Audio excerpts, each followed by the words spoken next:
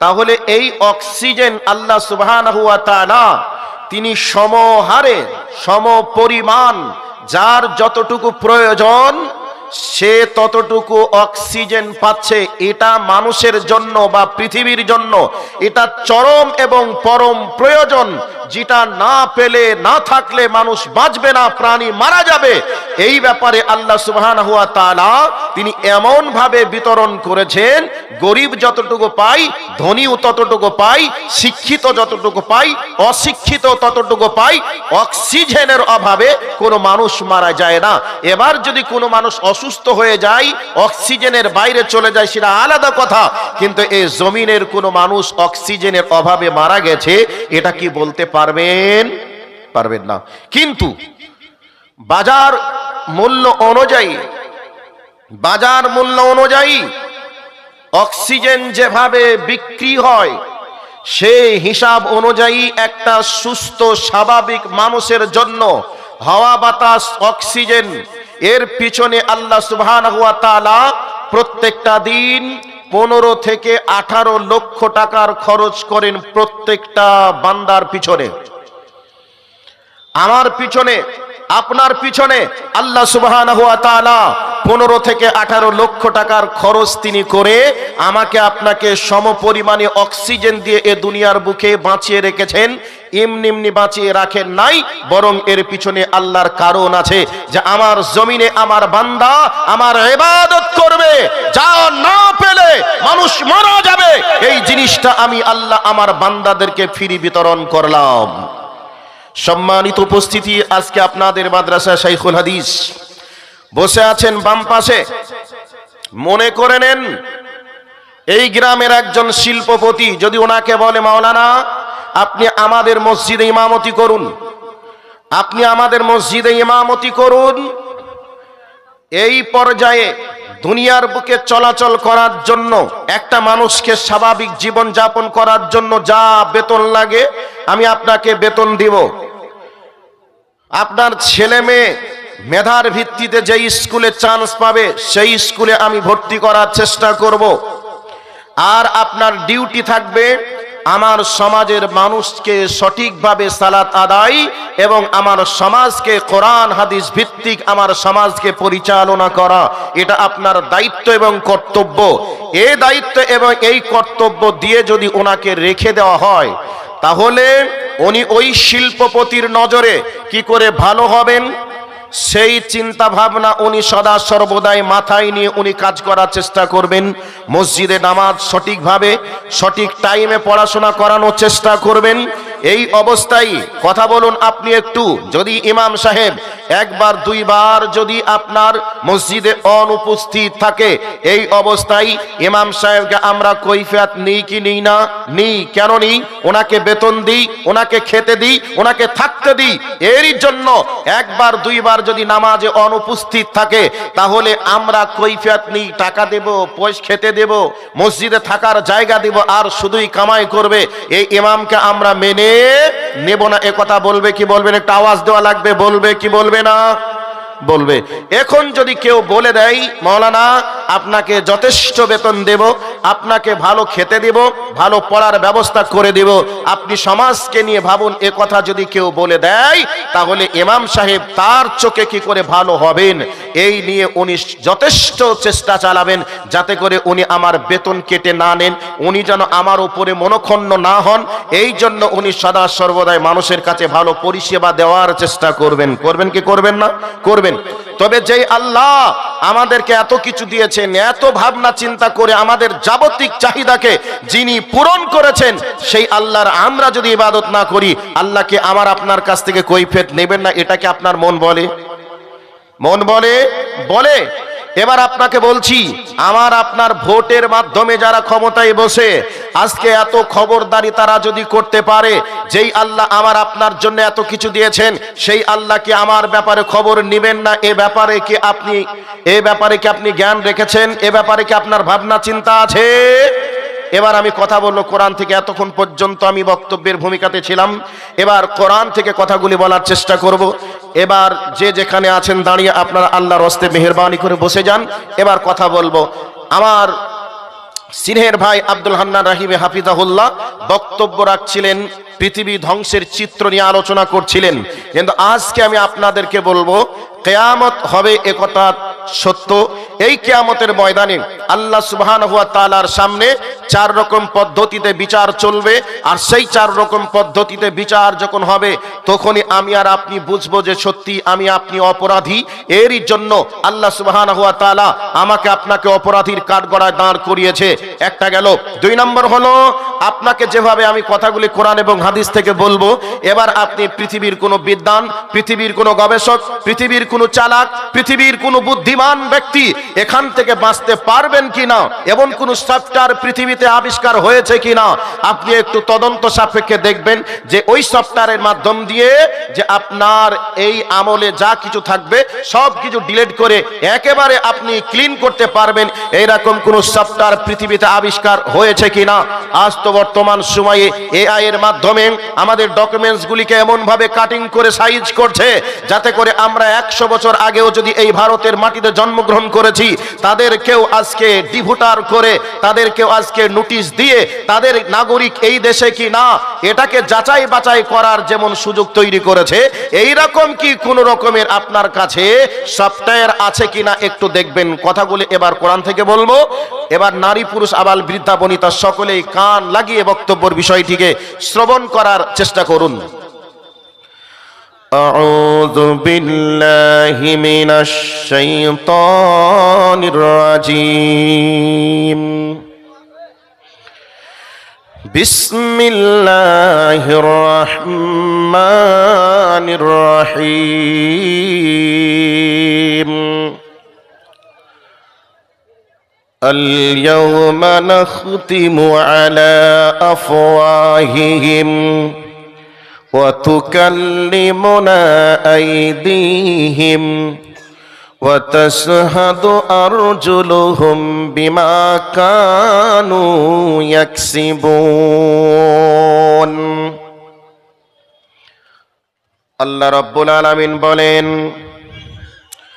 কিয়ামতের ময়দানে আল্লাহ রাব্বুল আলামিন মানুষের মুখটাকে বন্ধ করে দিবেন। কিয়ামতের ময়দানে মানুষের মুখটাকে বন্ধ করে দিবেন। এবার হাতকে জিজ্ঞাসা করবে, হাত তুই বল, তোর দ্বারাই মাওলানা ইবাদুল্লাহ কি কি অন্যায় করেছিল তুই বল। এই পৃথিবীতে যত অপরাধ হয়, অপরাধের সিংহভাগ অপরাধ হাতের দ্বারাতে হয়। এই হাতের দ্বারাতে সুদের টাকা গোনাগুনি চলে, ঘুষের লেনদেন চলে। এই হাতের দ্বারাতে কাউকে বোম্বিং করে হত্যা করা হয়। এই হাতের দ্বারাতে সুদের টাকার লেনদেন চলে। এই হাতের দ্বারাতে অন্যের জমির সীমানা নিজের জমি অন্যের দিকে চাপিয়ে দেওয়া হয়। এই হাতের দ্বারাতে পর নারীকে স্পর্শ করা হয়। এর জন্য আল্লাহ কিয়ামতের ময়দানে হাতকে বলবে, হাত তুই বল, তোর দ্বারাই কি কি অন্যায় হয়েছিল বল। এই অবস্থায় হাতের মাধ্যমে যত অপরাধ আমি আপনি করেছি, সমস্ত অন্যায়ের কথাগুলিকে হাত আল্লাহর সামনে টপ টপ টপ টপ করে বলে দিবে, আমার দ্বারাই এই এই অন্যায়গুলি হয়েছে। হাত বলা শেষ করতে না করতে পা সাক্ষী স্বরূপ বলবে, আল্লাহ হাত যা বলেছে ঠিক বলেছে, কারণ হাত যখন অন্যায়টা করতে গিয়েছিল আমার সাহায্যে হেঁটে হেঁটে গিয়ে এই অন্যায় করেছিল। তাহলে এবার বুঝে নেন, কিয়ামতের ময়দানে হাত আপনার বিপক্ষে কথা বলবে, পা আপনার বিপক্ষে কথা বলবে। তাহলে হাত চলে গেল, পা চলে গেল।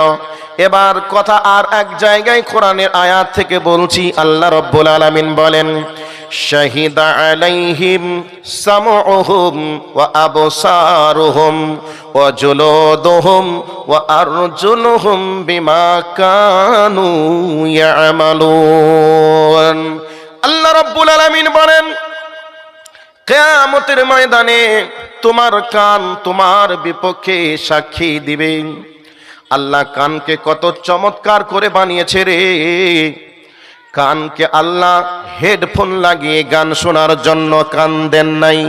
কানের পেছনে আল্লাহ রাব্বুল আলামিন তিনি কতটা মেহনত করেছেন, কতটা তিনি এই কানের পেছনে যন্ত্র লাগিয়েছেন। আপনাকে বলি, বিজ্ঞান ছোট্ট করে প্রমাণ করে আমাদেরকে জানিয়েছে।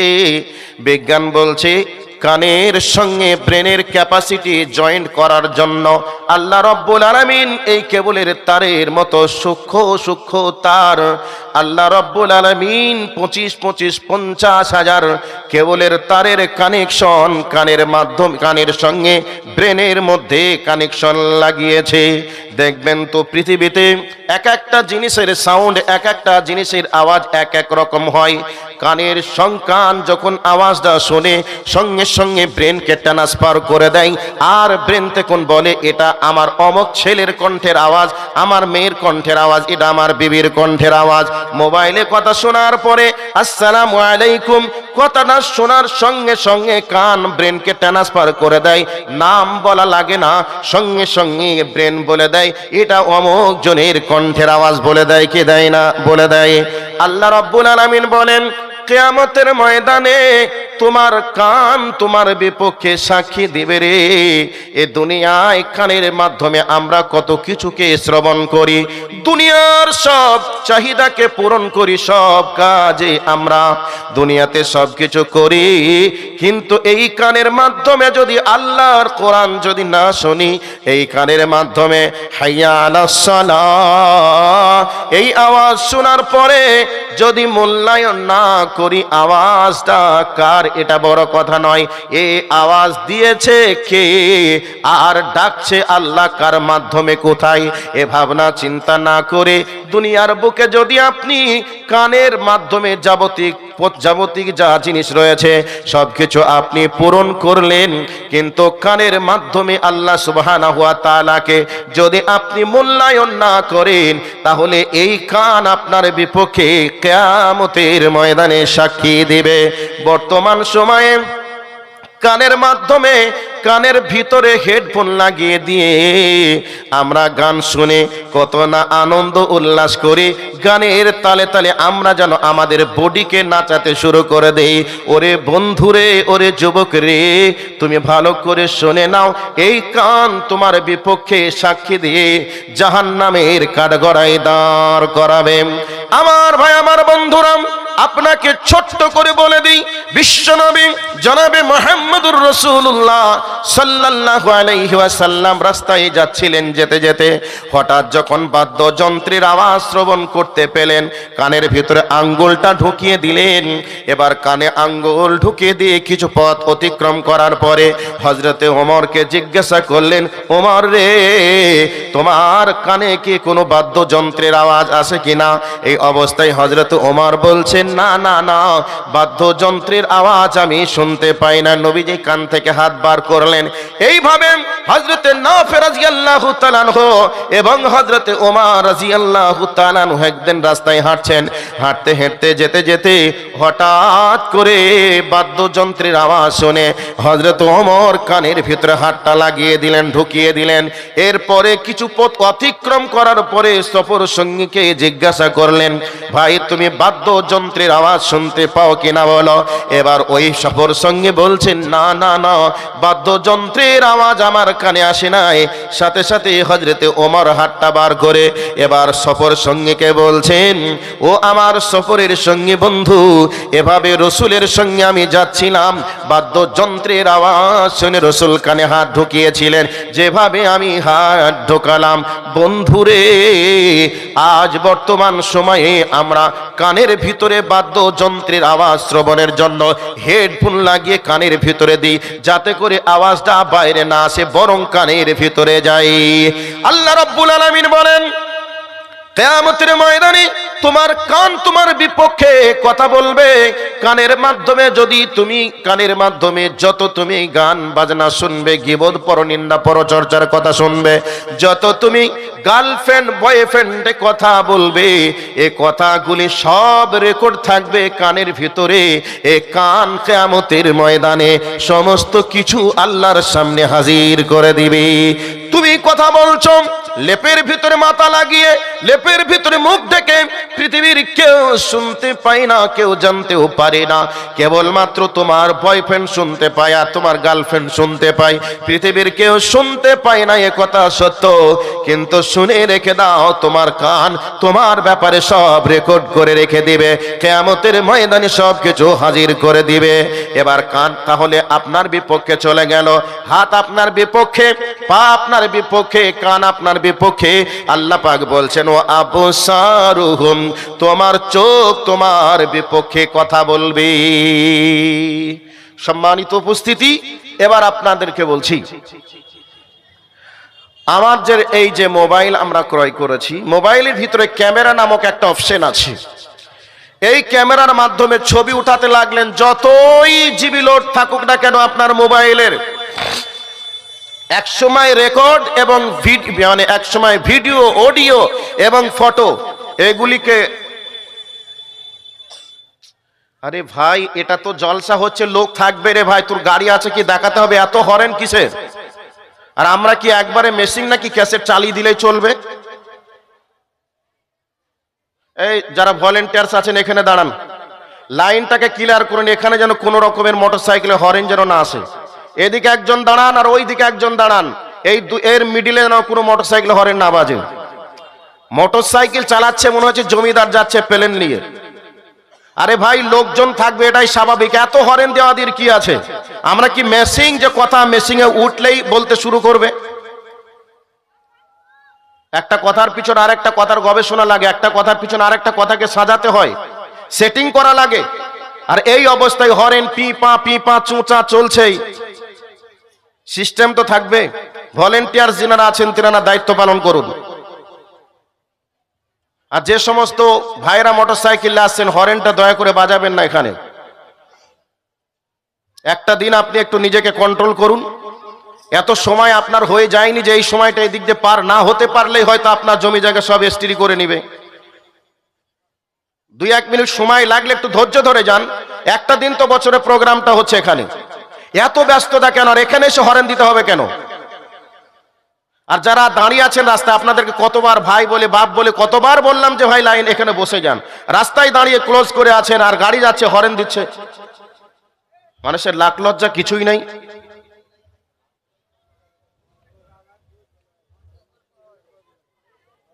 এখনো দাঁড়িয়ে আছে, কি পেস্টিস বলছি তা মনে হচ্ছে যেন একবার তার মান সম্মান সব চলে গেল।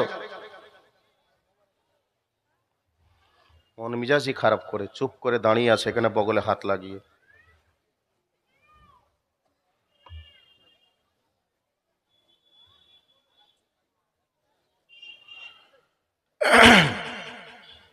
তো বলছিলাম, মোবাইল ক্যাপাসিটি যতই হোক, কিছু রেকর্ড, অডিও, ভিডিও, কিছু ফটো আপনি উঠাবেন, এক সময় মোবাইল বলে দেবে মেমোরি ইজ ফুল, আমার লোড ক্যাপাসিটি যা ছিল লোড হয়ে গেছে, আমার পক্ষে আর লোড নেওয়া সম্ভব নয়। লোড করতে হলে আগের কিছু ডিলিট করো, এরপরে লোড করো। এ কথা বলবে কি বলবে না? অথচ আপনার কাছে মনে হবে দুনিয়ার সব কিছু লোড করা আছে। এই ভাই যারা কালেকশন করছেন বসেন, এখন আপনাকে দায়িত্ব দেওয়া হয়নি, আবার আমাদেরকে তো বলা আছে কালেকশন করতে। আপনারা যদি করে নেবেন আমরা কখন করব? আমরা যখন বলবো তখন যাবেন, চুপ করে বসেন। এখন জালসায় এই জন্য লোক হচ্ছে না, সকাল থেকেই বলছে কালেকশন করো একবারে ফজর পর্যন্ত। এত হওয়ার পরে কমিটির মন ভরে না। মানুষ এমনি আসবে শুধু দাও দাও শুনতে, না কথা শুনতে কিছু। আমার দায়িত্ব আছে, একটু বসে যান, যখন বলবো তখন যাবেন। তো আল্লাহ আমাদের কপালের নিচে 2টা ক্যামেরা বসিয়ে রেখেছেন। পৃথিবীতে কত জায়গায় ঘুরলেন, কত কিছু দেখলেন, কত কিছু আপনার ব্রেনের ভিতরে আছে। আপনার চোখ কোনোদিন বলেছে আমি আর এই জিনিসটা লোড করতে পারছি না, ফটোটা ওঠাতে পারছি না? চোখের পাওয়ার কেটে গেলে, কমে গেলে বলে চশমা লাগাও। এরপরে আমরা দেখতে পাই কি পাই না? যে জায়গায় যাই সেই জায়গার সিনারি আমরা দেখি, যে জায়গায় যে জিনিসটা দেখি তার ফটোটা দেখি, যে জায়গায় যা কিছু দেখি তার ভিডিওটা ধারণ করি, সব কিছু কিন্তু মেমোরির ভিতরে আমাদের লোড থাকে।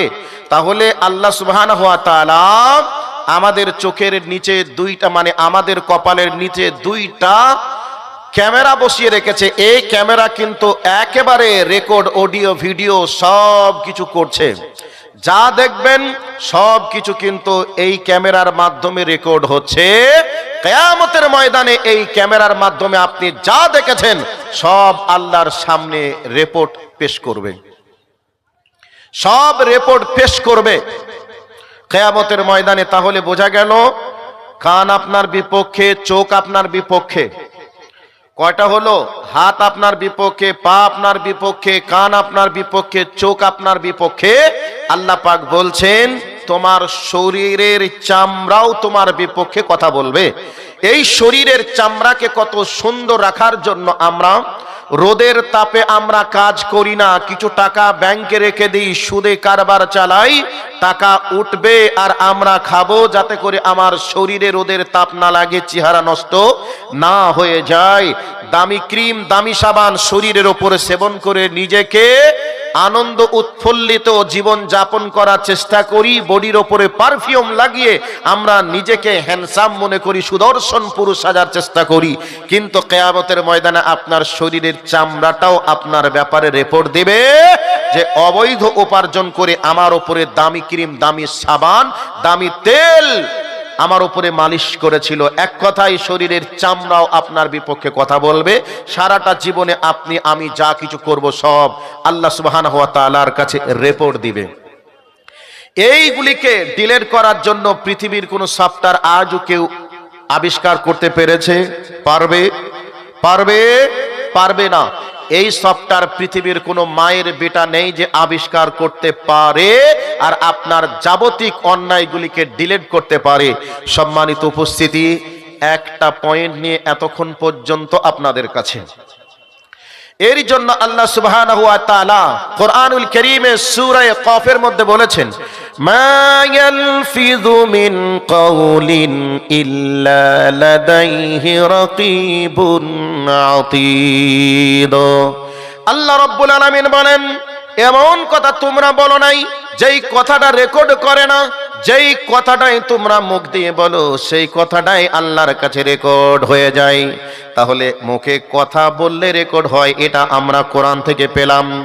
এর জন্য বর্ণনাকারী হযরত আবু হুরায়রা রাদিয়াল্লাহু তাআলা আনহু নবী মুহাম্মদুর রাসূলুল্লাহ সাল্লাল্লাহু আলাইহি ওয়াসাল্লাম বলেন মান কানা ইউমিনু বিল্লাহি ওয়াল ইয়াউমিল আখির ফালইয়াকুল খায়র আও লিয়াসমুত।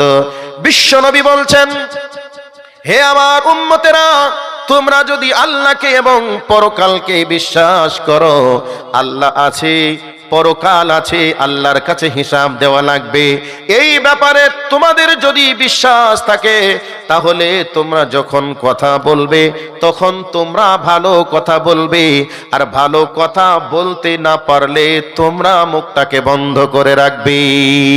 কেন এ কথা নবীজি বলেছেন?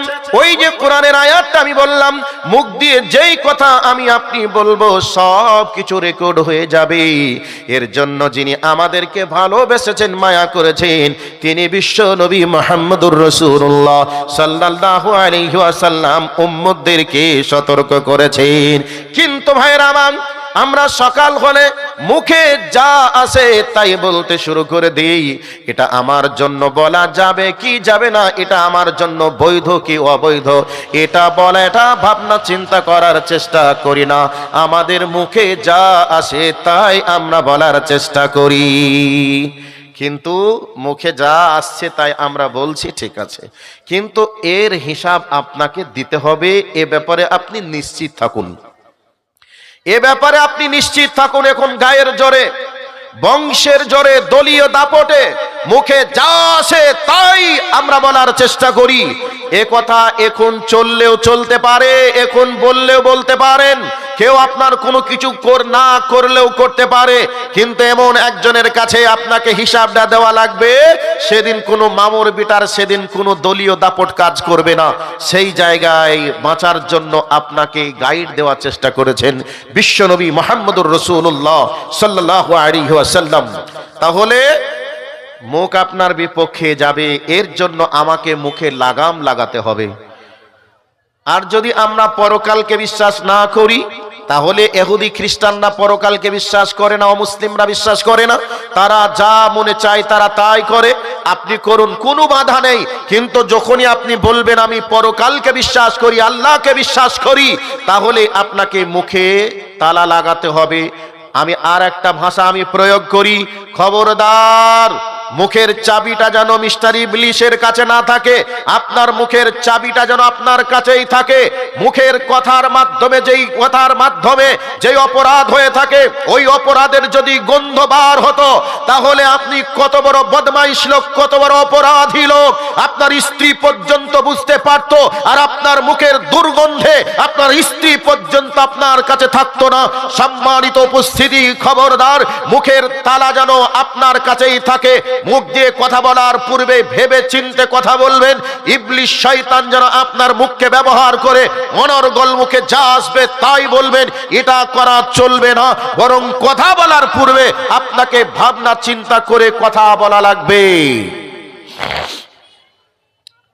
একটা পয়েন্ট দিলাম, যেহেতু টাইম কাছাকাছি এসে গেছে, একটা পয়েন্ট আপনাকে দিলাম। আপনার দেহের অঙ্গ প্রত্যঙ্গ কিয়ামতের ময়দানে আপনার ব্যাপারে অভিযোগ দায়ের করবে, আল্লাহর সামনে অপরাধীর কাঠগড়ায় দাঁড় করাবে। এ কথা প্রমাণ করলাম কোরআন থেকে এবং হাদিস থেকে। এবার নাম্বার 2 নম্বর পয়েন্টে চলে আসছি। 2 নম্বর পয়েন্ট, এবার চলুন। কথা কি বুঝতে অসুবিধা হচ্ছে আপনাদের? কথা ঠিক আছে? যদি অবাস্তব কিছু মনে হয় খাতা কলম নিয়ে পয়েন্ট করবেন। যে বিজ্ঞানের যুগে এমন কথা বলবেন মানা যাবে না, এটা অবাস্তব, অকল্পনীয় কথা, এরকম যদি ভাবনা চিন্তা থাকে, তাহলে যদি বিদ্যার গতি বেশি থাকে, তাহলে কলমে খাতাতে নোট করুন, পাশে বসবেন, দিয়ে বসার পরে সেখানে একটু মোকাবেলা করার চেষ্টা করবেন। আপনাকে কোরআন থেকে বাস্তব দিয়ে কথাগুলি বলার চেষ্টা করছি, মেন পয়েন্ট দিয়ে যাওয়ার চেষ্টা করছি। মনোযোগ সহকারে শুনুন এবং নিজেকে একটু বাঁচানোর জন্য চেষ্টা করুন। যেমন হাত থেকে ঢেল ছুড়ে দিলে যেমন ঢেল ধরা যায় না, বডি থেকে শ্বাস বন্ধ হলে পাপকে ঠেকানো যাবে না। আপনার পাপ আপনাকে অপরাধী করবেই, অপরাধীর কাঠগড়ায় দাঁড় করাবেই, এ কথাই সত্য। এরই জন্য আমাকে আপনাকে ভাবনা চিন্তা করার লাগবে। একটা পয়েন্ট দিলাম, নাম্বার 2, বিসমিল্লাহির রহমানির রহিম। ইয়াওমা তুহাদ্দিসু আখবারাহা বিআন্না রাব্বাকা আওহা লাহা। আল্লাহ রাব্বুল আলামিন বলেন, কিয়ামতের ময়দানে জমিনকে আল্লাহ বলবেন, জমিন রে, তুমি তোমার সংবাদ বলতে শুরু করে দাও। এই জমিনের উপরে আমি আপনি যা কিছু করেছি, জমিন সব অডিও থেকে ভিডিও পর্যন্ত রেকর্ড করে রাখবে। এবার আপনি বলবেন, মাওলানা এটা কি করে সম্ভব? জমিনের ভিতরে এমন কি শক্তি রয়েছে যে জমিন কোড করে রাখবে? বন্ধুরে, এ মোবাইলের ভিতরে একটা মেমোরি নামক চিপস আছে, সামান্য ছোট্ট একটা জিনিস। ওই জিনিসের মাধ্যমে এতগুলো মানুষের ছবি সহ ভিডিও অডিও যদি রেকর্ড করে ধারণ করে রাখতে পারে, এটা মানুষ তৈরি করে যদি মানুষের পক্ষে সম্ভব হয়, তাহলে আমার আল্লাহ পাকের পক্ষে কি এটা অসম্ভব হবে? একটা আওয়াজ দেন, অসম্ভব হবে। বিজ্ঞানীরা গবেষণা করেছেন, মাটির ভিতরে এমন 5টা বৈশিষ্ট্য রয়েছে। ওই 5টা বৈশিষ্ট্যের মধ্যে একটা বৈশিষ্ট্য হলো মাটি ধারণ ক্ষমতা রাখে। যেমন একটা বীজ আপনি জমিনের তলে পুঁতে দেন, কিছুদিন পরে দেখবেন জমিন ওই বীজ থেকে চারা বার করে দিয়েছে। অতএব জমিনের ভিতরে এমন একটা ক্ষমতা আছে যে ক্ষমতার নাম হলো অডিও ভিডিও, সব কিছুকে রেকর্ড করতে পারে। এর জন্য আল্লাহ রাব্বুল আলামিন বলছেন ইয়াউমা তুহাদ্দিসু আখবারাহা বিআন্না রাব্বাকা আওহা লাহা। আল্লাহ রাব্বুল আলামিন বলেন কিয়ামতের ময়দানে জমিন সব সংবাদ বলে দিবে।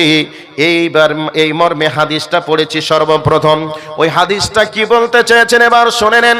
আল্লাহর নবী বলছেন ফাত্তাকুদ দুনিয়া ওয়াত্তাকুন নিসা। আল্লাহর নবী বলছেন হে আমার উম্মতের দলেরা, তোমরা নারীদেরকে ভয়, ফাত্তাকুদ দুনিয়া, তোমরা দুনিয়াকে ভয় করো, ওয়াত্তাকুন নিসা, তোমরা মহিলাদেরকে ভয় করো। এবার মহিলাদেরকে ভয় করতে বলেছেন, এ কথা বাস্তব সত্য কথা যে একটা নারী এবং একটা পুরুষ যদি কাছাকাছি হয়ে যায় তাহলে ব্যভিচার নামক অপরাধ হয়ে যাবে, এই জন্য ভয় করতে বলেছেন, এটা সত্য বাস্তব কথা। কিন্তু দুনিয়াকে কেন ভয় করতে বলেছেন, তার কারণটা কি রয়েছে? তার কারণ হলো এই জমিনের উপরে আপনি যে অবস্থায় যে অপরাধ করবেন এই অপরাধগুলিকে জমিন রেকর্ড করে রাখবে। এবার যদি বলেন ভালো কাজ করলেও কি রেকর্ড হবে? অবশ্যই রেকর্ড হবে। জমিন অডিও থেকে ভিডিও পর্যন্ত সব রেকর্ড করে রাখছে। এবার আপনারা ভালো করে কথাটা আর একটু মূল্যায়ন করার চেষ্টা করুন। পৃথিবীতে এমনও মানুষ আছে যেই মানুষগুলি লোক চোখে ফাঁকি দিয়ে অপরাধ করার চেষ্টা করে। বর্তমান সময়ে মোবাইলের যুগ, এই মোবাইলের মাধ্যমে অনেক মানুষ যোগাযোগ চালায়, নারী পুরুষ যোগাযোগ চালিয়ে বিভিন্ন হোটেলে চলে যায়, বিভিন্ন লজে চলে যায়, কোন জায়গায় চলে যায়, নির্জনে নিরালা জায়গায় গিয়ে অপরাধ করে আসে, ব্যভিচার নামক অপরাধ। এই অপরাধটা করে আসার পরে মানুষ মনে করে পৃথিবীর কেউ দেখলো না, পৃথিবীর কেউ জানলো না, অতএব আমাকে কেউ জানলো না দেখলো না মানে আমি বেঁচে গেলাম, এরকম ভাবনা চিন্তা করে। ও আমার যুবক ভাই, ও আমার যুবতী বোন, তুমি শুনে নাও, পৃথিবীর কেউ যদি না দেখে তুমি যেই জায়গায় হেঁটে হেঁটে গিয়েছিলে আর যেই জায়গায় শুয়ে বসে দাঁড়িয়ে যে অপরাধটা করেছ, সমস্ত কিছু অডিও থেকে ভিডিও পর্যন্ত সব রেকর্ড করে রেখে দিচ্ছে। এ ব্যাপারে চুল পরিমাণ সন্দেহের কোনো সুযোগ নেই। এরপরে আমরা কি করি? লোক চোখে ফাঁকি দেওয়ার চেষ্টা করি। অনেক মানুষ দূরপাল্লায় এখানে ওখানে মানুষ যাতে করে না বুঝতে পারে এর জন্য দূরপাল্লায় অপরিচিত লোকের মাধ্যমে সুদের টাকা লেনদেন চালাই, ঘুষের টাকা লেনদেন চালাই, যাতে করে আমাকে কেউ সুদখোর না বলতে পারে, ঘুষখোর না বলতে পারে, হারামখোর না বলতে পারে। এরই জন্য চুরি চুরি করে আজকে সুদের টাকার লেনদেন চলে। কথা বলুন, ঠিক বললাম না ভুল বললাম? পৃথিবীতে এমন মানুষ আছে মসজিদ মাদ্রাসার দায়িত্বশীল হওয়ার পরে জনগণের চোখে ফাঁকি দিয়ে খাতা কলমে বুঝিয়ে দেয়, 9কে কেটে 6 করে, 6কে কেটে 9 করে। মানুষ বুঝে গেল এটা 9 9 6, 6 9 9, এটা বুঝে গেল, মানুষকে বুঝিয়ে দেওয়া যাবে। কিন্তু কোনোদিন কাউকে এভাবে বুঝিয়ে দিতে পারলেও যে জমিনে দাঁড়িয়ে যে অন্যায়টা করছেন ওই জমিন সব কিছু অডিও ভিডিও রেকর্ড করছে। এর জন্য আমার আল্লাহ বলেন ইয়াউমা তুহাদ্দিসু আখবারাহা বিআন্না রাব্বাকা আওহা লাহা। কিয়ামতের ময়দানে জমিন সব কিছু তোমার ব্যাপারে সব কিছু প্রকাশ করে দিবেন। সেই দিনে আজীবনকাল যারা মিথ্যা কথা বলেছে, চিটারি করেছে, বাটপারি করেছে, কিয়ামতের ময়দানে মানুষগুলি সেদিনও আল্লাহর সঙ্গে চালাকি শুরু করে দিবে। বলবে এগুলি তো আমার নয়, এগুলি মনে হচ্ছে যেন অন্য কারোর। এরকম কথা যখনই বলতে শুরু করবে, অডিও যখন শুরু হয়ে যাবে, মানুষ যখন অবিশ্বাস করবে, সঙ্গে সঙ্গে আল্লাহ ভিডিও সহ সব কিছু দেখিয়ে দিবে। বলো এবার তুমি কি কোনোভাবে অবিশ্বাস করতে পারবে বা আমাকে বোঝাতে পারবে? এরকম লীলা খেলা চলবে। বাস্তব একটা উদাহরণ দিয়ে বলার চেষ্টা করি। মনে করে নেন আপনাদের মাদ্রাসার যিনি প্রধান শিক্ষক শাইখুল হাদিস আমার বাম পাশে বসে আছেন। এবার একটা মসজিদের উনি ইমাম বা মাদ্রাসার উনি একজন শিক্ষক। ওই মাদ্রাসার ভিতরে কিছু টাকা পয়সা সোনাদানা আছে। এই অবস্থায় আপনাদের গ্রামের একজন যুবক, আমার মতো মোটা তাজা যুবক, ওই মোটা তাজা যুবক এই অবস্থায় একটা অস্ত্র নিয়ে, হাতে অস্ত্র নিয়ে এবার ওনার ঘরের ভিতরে ঢুকে গেল। এবার ঘরের ভিতরে ঢুকে গেছে, মাওলানা সাহেব দেখছে আমি তো বিদেশি মানুষ রে, এখন তো আমার ডাকে কেউ আর আসবে না, আর আমি যদি এখন এখন যদি হই হুল্লা করি, যদি এখন চেঁচাচিল্লা করি, তাহলে হাতে অস্ত্র আছে, এই অবস্থায় আমাকে গুলি করে দেবে, না হয় আমাকে চাকু দিয়ে বুকটা ফেরে দিবে, মারা যাব। এই অবস্থায় ভয়ে বেচারা কোনো কিছু বলছে না, একেবারে ঘুমিয়ে থাকার ভান করে চোখটা পিটপিট করে তাকিয়ে তাকিয়ে দেখে, আর চোর ঢুকে তার যাবতীয় সম্পদগুলিকে ছিনিয়ে নিয়ে এবার বাড়ির দিকে যখন চলে আসছে, চোর মনে করলো মাওলানা ঘুমিয়ে আছে, দেখে নাই, কিন্তু মাওলানা সবকিছু তো দেখেছে। এরপরে সকাল হয়ে গেল, মানুষজনকে বলে দিল, ও আমার সমাজের মানুষ, ও আমার এলাকার মানুষ, তোমরা শোনো, আমি রাত্রিতে ঘুমিয়েছিলাম, অমকের বেটা আমার বাড়িতে আমার ঘরে ঢুকে এই এই জিনিসগুলি চুরি করে নিয়ে গেছে, তার জন্য বিচার চাই। মানুষজন বলল, তার প্রমাণ কি আছে? মাওলানা বলছেন, আমি নিজে দেখেছি। এবার মাওলানার কথা শুনে চোরকে ডাকা হলো। চোর এসে বলবে, আমি যে চুরি করেছিলাম তার প্রমাণ কি আছে বলেন। এই অবস্থায় মাওলানা বলবে, আমি নিজের চোখে দেখেছি। এই অবস্থায় চোর যুক্তি খাড়া করে বলবে, আপনি দেখেছিলেন যদি, কিন্তু তখন কেন বলেননি, এখন কেন বলছেন? এমন কথা বলবে কে বলবে না? এবার যুক্তি দেখাতে শুরু করলো। মাওলানা সাহেব নরম দিলের মানুষ, মাওলানা সাহেব মানুষ, গলার কণ্ঠ যদি আওয়াজটা উঁচু হয়ে যায় মানুষ আবার কমেন্ট করবে। মাওলানা মানুষ ভদ্র সহিত কথা বলবে, কেন জোর গলায় আওয়াজ করে কথা বলছেন, এই কথা বলবে। সঙ্গে সঙ্গে মাওলানা বলছেন, বাবা ঠিকই বলছো, চলো আমার ঘরের দিকে চলো। এবার ঘরের দিকে একটু নজর দিয়ে বললেন, দেখো ওই জায়গা কি আছে। যখনই দেখবে সিসি ক্যামেরা লাগানো আছে, সঙ্গে সঙ্গে চোর বলবে, আমার 56 ইঞ্চি ছাতি যেন একেবারে 44 ইঞ্চি হয়ে গেল, আর তার মুখের উজ্জ্বল চেহারাটা একবারে জড়ো হয়ে লজ্জায় মলিন হয়ে যাবে। এখন আর কি কোনো যুক্তি চলবে? কথা বলুন, যুক্তি চলবে? চলবে না। সেই কিয়ামতের ময়দানে আল্লাহ রাব্বুল আলামিন বান্দার সামনে এবার বলবেন, অডিও চালু করে দাও। অডিও চালু হয়ে যাবে। অডিওকে যখন অস্বীকার করবে, সাথে সাথে আল্লাহ বলবেন, ভিডিও চালু করে দাও।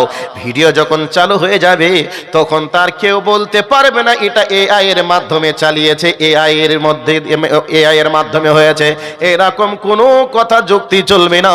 সেদিন মানুষ দেখেই বুঝতে পারবে আর কিছু অপরাধ, আর কিছু করার নেই। সম্মানিত ভাইয়েরা আমার, মায়েরা আমার, কিয়ামতের ময়দানে এভাবে আমার আপনার বিচার চলবে, সাক্ষী চালু হয়ে যাবে, কিছু করার থাকবে না। অতএব এই জমিনের উপরে এমন কোনো অন্যায় করা যাবে না যে অন্যায়ের রিপোর্ট জমিন রেকর্ড করে রাখি।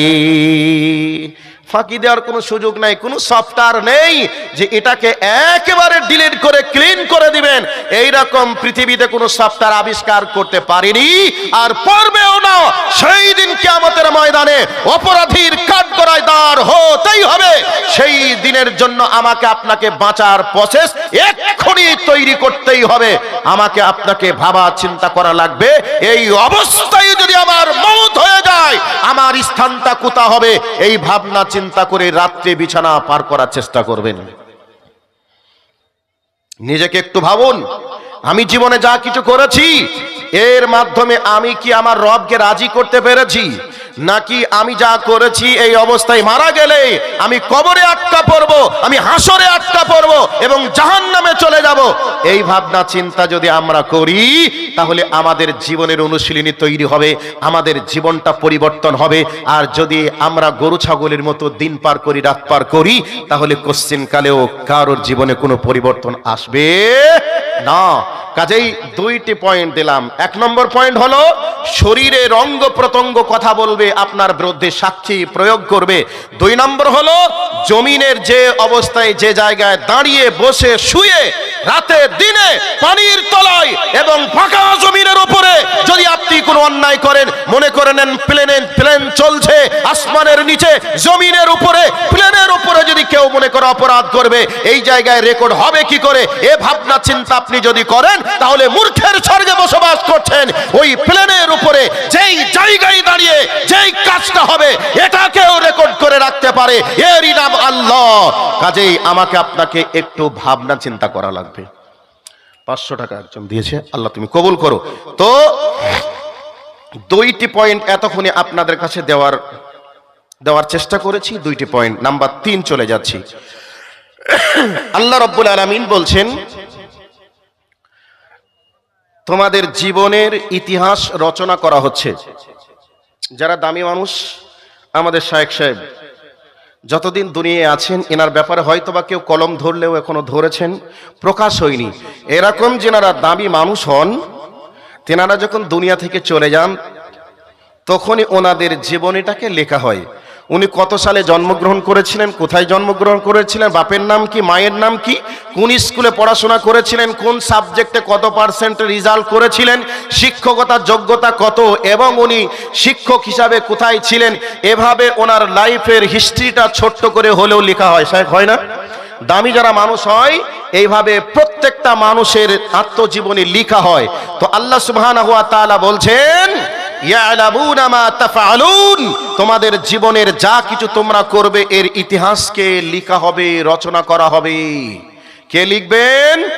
কিরামান কাতিবিন, 2 জন সম্মানিত লেখককে নির্ধারণ করে দেওয়া হয়েছে। 2 জন লেখককে নির্ধারণ করে দেওয়া হয়েছে। ডান দিকে যিনি বসে আছেন, উনি আপনার ভালো আমলগুলি যা কিছু করবেন লিখবেন, মন্দ আমল যা কিছু করব বাম দিকে যিনি বসে আছেন তিনি লিখবেন। এক কথায় আমি আপনি যা কিছু করব সব লেখা শুরু হবে, সব কিছু লেখা থাকবে, এক চুল পরিমাণ কোনো কিছু করার সুযোগ থাকবে না। এবার বলবেন, মৌলভী সাহেব রাত 12টা বাজে, শীতের রাত, কুয়াশা, এই অবস্থায় আমরা যদি কারো বাড়িতে চুরি করি, এই অবস্থায় কি কেউ কিছু দেখতে পাবে? সিসি ক্যামেরা তো রেকর্ড করতে পারবে না, কারণ একেবারে অন্ধকার। এরকম ভাবনা চিন্তা হবে। কিন্তু ভাই কিছু করার নেই, এমন সিসি ক্যামেরা আল্লাহর কাছে লেখা আছে, লাগানো আছে, এই জায়গা থেকে বাঁচার ক্ষমতা পৃথিবীর কারোর নেই। আর পৃথিবীর সব পুলিশ প্রশাসন ঘুমিয়ে গেলেও যেতে পারে, গোটা পৃথিবী স্টপ হয়ে গেলেও হয়ে যেতে পারে, গোটা পৃথিবীর মানুষের চোখকে ফাঁকি দিলেও দেওয়া যেতে পারে, সিসি ক্যামেরাকেও ফাঁকি দিলে দেওয়া যেতে পারে, কিন্তু আপনি যেই জায়গায় যে অবস্থায় যা কিছু করবেন সব কিছু আপনার জীবনের ইতিহাসকে লেখার জন্য কলম নিয়ে যিনারা রেডি আছেন, ওনারা কোনো সময় আপনাকে ছেড়ে যাবেন না। ওনাদের কোনো ঘুম আসে না, কোনো তন্দ্রা আসে না, আসবেও না। আর আপনি যেই হালাতে যে অবস্থায় যা করবেন সব কিছু লেখা থাকবে। তাহলে বোঝা গেল আমার আপনার জীবনের ইতিহাসকে লেখা হচ্ছে। তাহলে 3টা গেল। নাম্বার 4, ইন্নাহু আলিমুম বিজাতিস সুদূর, আমাদের রব তিনি এমন একজন পাওয়ারফুল রব, যেই জিনিসগুলি আমরা খালি চোখে দেখতে পাই না, মেশিনের সাহায্যেই দেখতে হয়। এইরকম সূক্ষ্ম থেকে অতি সূক্ষ্ম, ক্ষুদ্র থেকে অতি ক্ষুদ্র, এই রকম যদি কিছু আমরা করে থাকি তাও তিনি দেখতে পান, তাও তিনি শুনতে পান। এবার বলছি, আপনার স্ত্রী আর আপনি প্রচন্ড ঠান্ডা রাত, একই বালিশে মাথা লাগিয়ে একই লেপের তলে মুখ লাগিয়ে শুয়ে আছেন। আপনার স্ত্রী আর আপনি যেন একেবারে কাছাকাছি পাশাপাশি রয়েছেন। আপনার অন্তরের ভিতরে কি যেন একটা কথা লুকোচুরি খেলছে। এই কথাটা এখনো পর্যন্ত ডেলিভারি দেননি, আপনার স্ত্রী পর্যন্ত জানে না। আর আপনার স্ত্রীর বুকের ভিতরে, মনের ভিতরে কথাটা যেন কি লুকোচুরি চলছে, এই খবরটা আপনিও পর্যন্ত জানেন না, কেবলমাত্র আপনার স্ত্রী জানে আর আপনি জানেন। তাহলে এই যে অন্তরের ভিতরে যে কথাটা লুকোচুরি করছে, এই কথাটা আপনার স্ত্রী না জানলে জানতে পারে, কিন্তু আপনার আমার রব আমার অন্তরের খবরটা পর্যন্ত জানতে পারে। এই জায়গা থেকে একটা আকীদা থেকে একটা কথা বলি, আমাদের রবের পরিচয়টা একটু দিয়ে দিই। আমাদের রবের পাওয়ার কত আল্লাহ বলছেন, ইন্নাহু আলিমুম বিজাতিস সুদূর, আল্লাহ সব কিছু দেখতে পান, সব কিছু শুনতে পান। আবার আল্লাহ রব্বুল আলামিন কোরআনে বহু জায়গায় বলেছেন, আল্লাহ তিনি যিনি দেখতে পান এবং শুনতেও পান তিনি আল্লাহ। এখানে কোনো রকমের মাধ্যম লাগে না, মাধ্যম লাগে না। ওই আকীদা থেকে কথাটা বলার পূর্বে একটু বলি, এ পৃথিবীতে এ পৃথিবীতে এমনও কিছু মাসআলাকের আলেম আছে, এমনও কিছু ঈমান নষ্টকারী ব্যক্তি আছে, যেই ব্যক্তিগুলা মানুষের ঈমানকে নষ্ট করার জন্য বলে। যেমন কেউ অপরাধ করলে কোর্টে সে দোষী না নির্দোষী প্রমাণ করতে পারে না, প্রমাণ করতে গেলেই উকিল লাগে। কাজেই এই পৃথিবীতে তোমরা ভালো কাজ করবে না করবে, যা কিছু করবে, কিয়ামতের ময়দানে আল্লাহর সামনে বাঁচতে গেলে উকিল ধরা লাগবে, যার নাম শয়তান, ভণ্ড, প্রতারক, পীর। তো এবার তাদেরকে আমি এভাবে যুক্তি দিই, উদাহরণ দিই। কি, আজকে আমি অপরাধ করেছি কি না, কোর্টের যিনি বিচারক তিনি কি দেখেছেন? একটা আওয়াজ দেন, তিনি কি দেখেছেন? দেখেননি।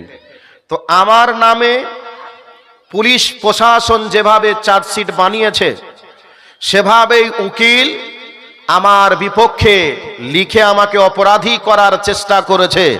ওই কাগজটা যেমন আছে, হাকিম ওই উকিলের কাগজ দেখে আমি অপরাধী এটা প্রমাণ করতে চাই, কিন্তু হাকিম আসলেই দেখিনি আমি অপরাধী কি না।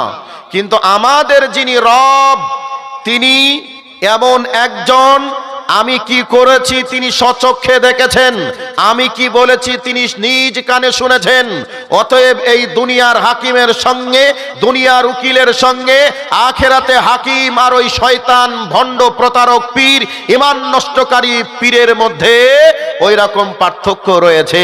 সম্মানিত উপস্থিতি, আমার রব যিনি, সেখানে কাউকে বলা লাগবে না ইবাদুল্লাহ অপরাধী কিনা অপরাধী নয়, তিনি নিজেই আমি অপরাধী কিনা এটা তিনি নিজে দেখতে পান, এবং আমি কি বলেছি সত্য নাকি ভুল বলেছি নাকি মিথ্যা বলেছি এ ব্যাপারেও তিনি নিজ কানে শ্রবণ করেছেন। তিনি হচ্ছেন আল্লাহ। এবার আকীদা থেকে যে কথাটা বলবো বলেছি সেটা বলি। সম্মানিত উপস্থিতি, আমার রবের পাওয়ার, আল্লাহ রাব্বুল আলামিন তিনি যিনি এতটা প্রত্যক্ষদর্শী এবং এতটা সূক্ষ্ম শ্রবণকারী। মনে করে নেন আমাবস্যার রাত, আমাবস্যার রাত, রাত তো এমনি অন্ধকার, আবার আমাবস্যার রাতটা আরো একটু অন্ধকার। এবার ওই আমাবস্যা রাতে আপনার আকাশ ভর্তি মেঘ, এরপরে আরো একটু বেশি অন্ধকার হয়ে যাবে। এবার ওই আমাবস্যা রাতে রাতটা যদি আকাশে মেঘ দিয়ে ঢাকা থাকে, এই অবস্থায় যদি কালো পাথরের উপর দিয়ে একটা কালো পিঁপড়ি যদি হেঁটে হেঁটে চলে যায়, আল্লাহ রাব্বুল আলামিন ওই কালো পিঁপড়িটাকে পর্যন্ত আরশে আজিম থেকে দেখতে পান। এবং শুধু তাই নয়, ওই কালো পিঁপড়িটা পিট পিট পিট পিট করে পানি পড়লে পানির তো একটা আওয়াজ হয়, ওই পিট পিট করে পানি পড়ার পরেও ওই কালো পাথরের উপর দিয়ে পিঁপড়িটা হেঁটে চলে যাচ্ছে, ওর পায়ের যে আওয়াজটা হয় এই আওয়াজটা পর্যন্ত আমার রব শুনতে পান। আমার রব যদি এইরকম সুদক্ষিয় যদি মানে সূক্ষ্ম দেখনেওয়ালা যদি না হতেন, শ্রবণ করেনেওয়ালা যদি না হতেন, এবার মনে করে নেন মহাসমুদ্রের পানির তলদেশে একটা মাছ যদি কোথাও আটকে যায়, ওই আটকে যাওয়ার পরে এই অবস্থায় রবকে বলছে, রব আমি আটকে গেছি, মহা বিপদে আছি, এই মহা বিপদ থেকে তুমি আমাকে রক্ষা করো। এবার রব যদি শুনতে না পায়, তাহলে ওই পানির গভীর তলদেশ থেকে মাছটাকে কে রক্ষা করবে? এবার ছোট্ট একটা মাখলুকাত মাটির নিচে, ছোট্ট একটা মাখলুকাত, ওই মাখলুকাতটা মাটির নিচে কোনো একটা জায়গায় আটকা পড়ে গেছে। এই অবস্থায় তার প্রচন্ড ক্ষুধা লেগেছে। এই ক্ষুধার্ত অবস্থায় যদি আল্লাহকে রাজ্জাক বলে ডাকে, এই অবস্থায় আল্লাহ যদি তার ডাক না শুনতে পান, তাহলে তার ডাকটা কে শুনবে আর তার কাছে কে এবার রুজিয়ে পাঠিয়ে দেবে? এরই জন্য আল্লাহ রব্বুল আলামিন তিনি এমন একজন রব, তিনি সবার আওয়াজ তিনি শুনতে শুনতে পান আর সবাইকে তিনি দেখতে পান, তিনি হলেন আল্লাহ। আমি আপনি জিতায় যে অবস্থায় যা কিছু করব সমস্ত কিছু নিজ কানে তিনি শ্রবণ করবেন এবং তিনি স্বচক্ষে তিনি দেখবেন। কিয়ামতের ময়দানে এবার 4 রকম পদ্ধতিতে বিচার চালু হয়ে যাবে। একরকম হলো আপনার শরীরের অঙ্গ প্রত্যঙ্গ আপনাকে অপরাধীর কাঠগড়ায় দাঁড় করাবে। 2 নাম্বার হলো জমিনের উপরে যে জায়গায় দাঁড়িয়ে বসে শুয়ে যা কিছু করেছেন ওই জমিন আপনাকে অপরাধীর কাঠগড়ায় দাঁড় করাবে। 3 নম্বর হলো ফেরেশতা নির্ধারণ করা আছে লেখক হিসাবে, তিনারা লিখছেন, ইনারাও আপনাকে অপরাধীর কাঠগড়ায় দাঁড় করাবে। নাম্বার 4, আল্লাহ রাব্বুল আলামিন তিনি স্বচক্ষে দেখবেন, নিজ কানে শ্রবণ করবেন, অতএব তিনিও আপনার সামনে সেদিন হিসাব নেবেন।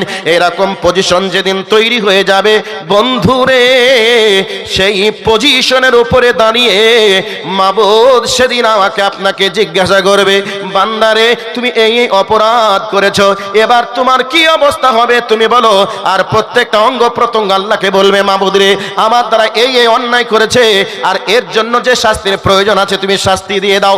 মানুষ সেদিন অবাক হয়ে গিয়ে হাতকে বলবে, হাত রে তুই ছিলি বলে আমি অন্যের গালে থাপ্পড় লাগিয়েছিলাম, পরনারীকে স্পর্শ করেছিলাম, তুই আমার বিরুদ্ধে কেন কথা বলিস। হাতকে তখন সঙ্গে সঙ্গে হাত বলবে, ওরে বেঈমান রে, তোর অধীনে আল্লাহ দিয়েছিলেন আর তুই যেভাবে চালিয়েছিলি আমি ওইভাবে চলিয়েছিলাম, অতএব আল্লাহ আমাকে দুনিয়াতে কথা বলার সুযোগ দেয়নি, এখন কথা বলার সুযোগ দিয়েছে, তোমার যা শাস্তি আছে তোমাকে এবার শাস্তি নিতেই হবে। মুখ আপনার বিপক্ষে কথা বলবে, এভাবে মানুষ সেদিন বলতে শুরু করে দিবে, ওরে হাত রে, ওরে কান রে, ওরে চোখ রে, ওরে মুখ রে, তুই ছিলি বলে আমি এই অপরাধগুলি করেছিলাম, তুই যদি না থাকতিস তাহলে আমি অর্ধলঙ্গ নারীর পোশাক দেখে, অর্ধলঙ্গ মহিলাদেরকে দেখে আনন্দ আমি করতাম না। এই অবস্থায় চোখ আপনাকে বলবে, আল্লাহ আপনার অধীনে দিয়েছিল বা তোমার অধীনে দিয়েছিল, এর জন্য তুমি দেখেছিলে, আল্লাহ আমাকে কথা বলার সুযোগ দেয়নি, এখন আল্লাহ আমাকে কথা বলার সুযোগ দিয়েছে, এখন তোমার আর কিচ্ছু করার নেই, তোমাকে শাস্তি নিতে হবে। এইরকম আপনার হিসাব বিভাগ চালু হয়ে যাবে। সেই দিন বাঁচার কোনো পথ থাকবে না, সেদিন অবস্থা কত জটিল ও কঠিন হবে। সূরাতুল হজের ভিতরে আপনাদেরকে একটু ছোট্ট করে বলে দিই, তার আগে একটা হাদিস বলছি। বিশ্বনবী আল্লাহ রাব্বুল আলামিন বলছেন, যেই দিন আমার আপনার বিচার হবে মিকদারুহু 50 আলফ সানা, আল্লাহ রাব্বুল আলামিন বলছেন, বান্দারে এই দুনিয়ার দিন মাস বছর যেভাবে আমরা গণনা করি ওই বছর দিন মাস গণনা অনুযায়ী কিয়ামতের একটা দিন হবে 50,000 বছর একটা দিন হবে। এই দিনটার ব্যাপারে কি একটু ভেবেছি আমরা? এশায়ার নিয়ে তো বহুত আতঙ্কিত, কি হবে কি হবে কি হবে, সর্বোচ্চ আমার কি হবে, আমাকে ডিভোটার করবে, তারপরে কি করবে, ডিটেনশন ক্যাম্পে দেবে, আর ডিটেনশন ক্যাম্পে দেওয়ার পরে মরে গেলে তার কিছু করতে পারবে না, তাহলে মরে গেলেই তো শেষ। কিন্তু আপনি যে জায়গায় যাবেন ওই জায়গায় মরণ বলে কিচ্ছু থাকবে না। এবার চলে আসুন, দিনটা হবে 50,000 বছর সমান একটা দিন। এবার বলবেন তাহলে তো ভালোই, এই দুনিয়ায় আমরা 60-70 বছর 80 বছর বয়স হতে না হতে বৃদ্ধ হয়ে যায়, দাঁত ভেঙে যায় এবং আমাদের চোখের জ্যোতি হারা হয়ে যায়, মাথার চুলগুলি পেকে যায়, লাঠি হাতে নিতে হয়। তবে 50,000 বছর সমান যদি দিন হয়ে যায় তা কি সমস্যা আছে? এবার আপনাকে বলছি, ভালো করে কান করে শুনে নেন। আল্লাহর নবী বলছেন, তুদনা শামসিলান নাসিকা মিকদারে মাইলিন, আল্লাহর নবী বলছেন ওই কিয়ামতের 50,000 বছর সমান যে দিনটা হবে ওই দিনে আমার আপনার মাথা থেকে 1 মাইল দূরে সূর্য থাকবে। 1 মাইল বলতে আমরা কিলোমিটার হিসাব করে যে মাইলস মিটার বলি, এর নাম মাইল নয়, আরবিতে 1 মাইলের নাম হচ্ছে সুরমাদানির ভিতরে যে কাঠিটা থাকে, সুরমাদানির ভিতরে যে কাঠি থাকে ওই কাঠিটাকে মাইল বলে। তো ওই কাঠিটা কয় ইঞ্চি হবে? 2 ইঞ্চি, 3 ইঞ্চি, 4 ইঞ্চি হবে। তাহলে ওই 2 ইঞ্চি 3 ইঞ্চি মানে দূরে আপনার মাথা থেকে সূর্য থাকবে, সেই সূর্যের তাপের পরিবেশটা কেমন হবে?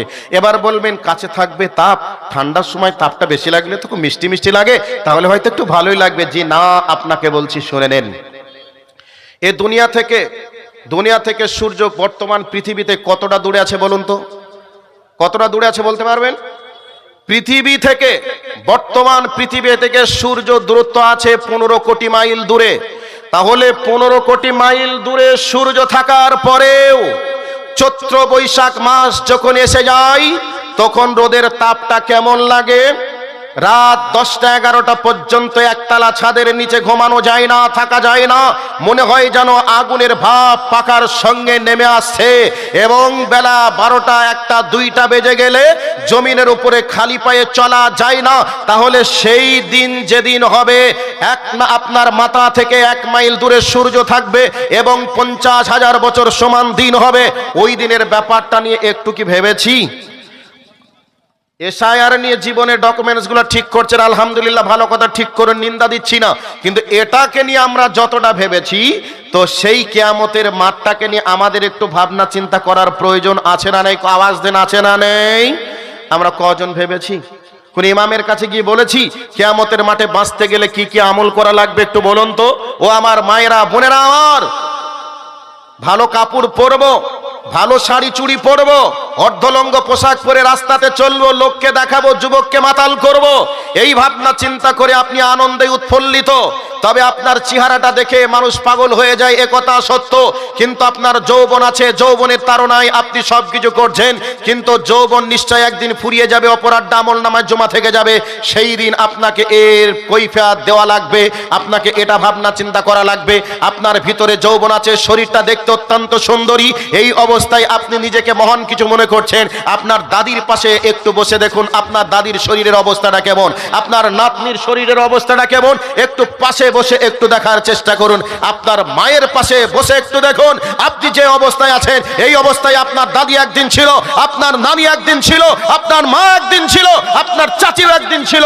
পরিবেশটা এখন আপনার যেমন, এদেরও তেমন ছিল, একদিন আপনি এমনই হয়ে যাবেন। সতর্ক, সাবধান, সেই কিয়ামতের মাঠ কত জটিল ও কঠিন হবে, ওই দিকে লক্ষ্য রেখে আল্লাহ সুবহানাহু ওয়া তাআলা তিনি সূরাতুল হজের মধ্যে বলেছেন সেই দিনের পরিবেশ কতটা জটিল ও কঠিন হবে।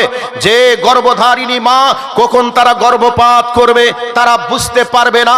তাদের গর্ভপাত হয়ে গিয়ে বাচ্চাগুলি জমিনে পড়ে ট্যা ট্যা ট্যা ট্যা করে করে কাঁদবে, মা মা করে কাঁদবে, মা কোনো রকম ভাবে বুঝতে পারবে না। তবে এই কথাটা আল্লাহ কেন নিয়ে এসেছেন?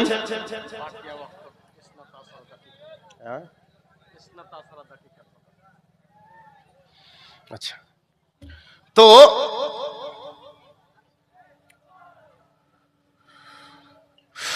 তো বলছিলাম,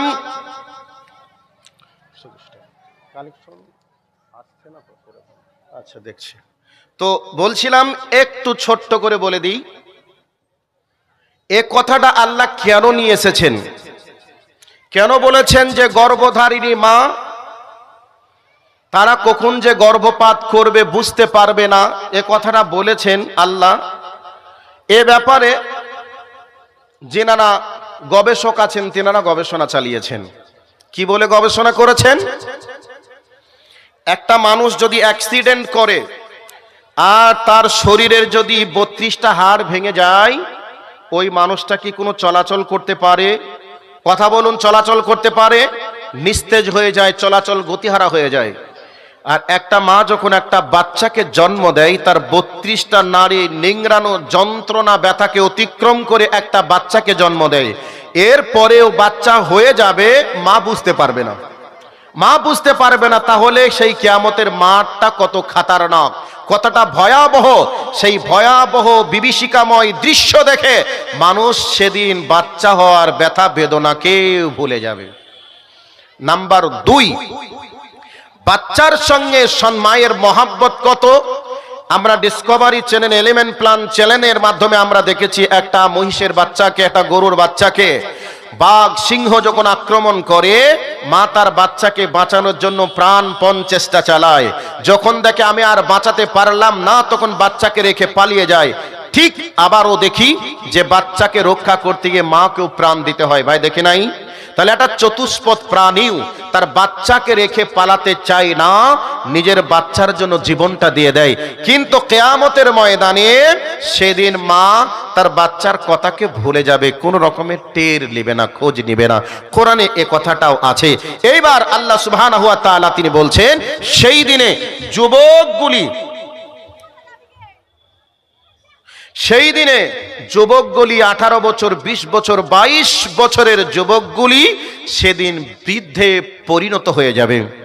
সেই দিনের কথা আল্লাহ সুবহানাহু ওয়া তাআলা তিনি নিজেই বলছেন, সেই দিনের পরিবেশটা এতটা জটিল ও কঠিন হবে, মানুষগুলি সেদিন বিক্ষিপ্ত পতঙ্গের নেই সাদৃশ্য অবলম্বন করবে। লাইট জ্বললে মাঝে মধ্যে আমরা দেখি কিছু পোকা ওখানে যায়, আবার জমিনে পড়ে, আবার উঠে যায়, এই করে দেখতে থাকি, কিছুক্ষণ পরেই প্রাণ হারায়। হারায় কি হারায় না? হারায়। তো আল্লাহ বলছেন কিয়ামতের ময়দানে সেই দিন মানুষগুলি বিক্ষিপ্ত পতঙ্গের নেই সাদৃশ্য অবলম্বন করবে, মনে হচ্ছে যেন তারা নিষাদার দ্রব্য পান করেছে। মাতাল মানুষ মদ খেয়ে একবার পড়ে আবার উঠে, আর একবার এদিক ওদিকে কাত হয়ে চলে যায়। ঠিক আল্লাহ পাক বলছেন সেদিন মানুষগুলি নিষাদার দ্রব্য মানুষ যেভাবে সাদৃশ্য করে ওইভাবে সাদৃশ্য অবলম্বন করবে। এবার আল্লাহ নিজেই বলছেন ওমা হুম বিসুকারা, তবে তোমরা মনে করিও না যে তারা নিষাদার দ্রব্য পান করে তারা মাতাল হয়ে এরকম করবে, যে না। আল্লাহ বলছেন ওয়ালাকিন্না আযাবাল্লাহি শাদীদ, সেই আল্লাহ সুবহানাহু ওয়া তাআলার কিয়ামতের ময়দানের যে প্রকম্প তৈরি করবেন, এই বিভীষিকাময় দৃশ্য দেখে মানুষগুলি মাতাল সাদৃশ্য অবলম্বন করবে। প্রচন্ড রোদের তাপে মানুষের মাথার মগজগুলি টকবক করে ফুটে নাক দিয়ে আর মুখ দিয়ে বার হবে, সারা হাসর মিলে একটাই আওয়াজ হবে, পানি আর পানি, পানি আর পানি, এই আওয়াজ চলবে।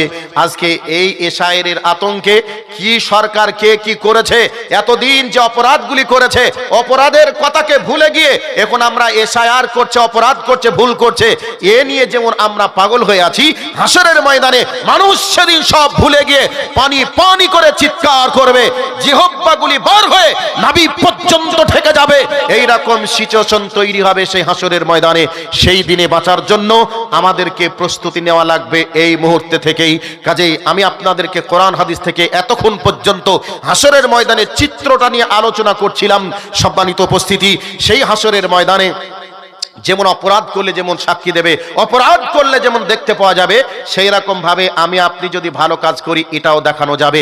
এর জন্য আল্লাহ পাক বলেছেন ফামা ইয়ামাল মিসকালা যাররাতিন খায়রান ইয়ারা ওয়া মান ইয়ামাল মিসকালা যাররাতিন শাররান ইয়ারা। কিয়ামতের ময়দানটা এমনই হবে যে যেই কিয়ামতের ময়দানে আপনি যদি একটা ভালো আমল করেন অনুপরিমাণ, সেই অনুপরিমাণ ভালো আমলটাও আল্লাহ আপনার জন্য লিখে জমা করে রাখবেন, কিয়ামতের ময়দানে আপনাকে বুঝিয়ে দিবেন।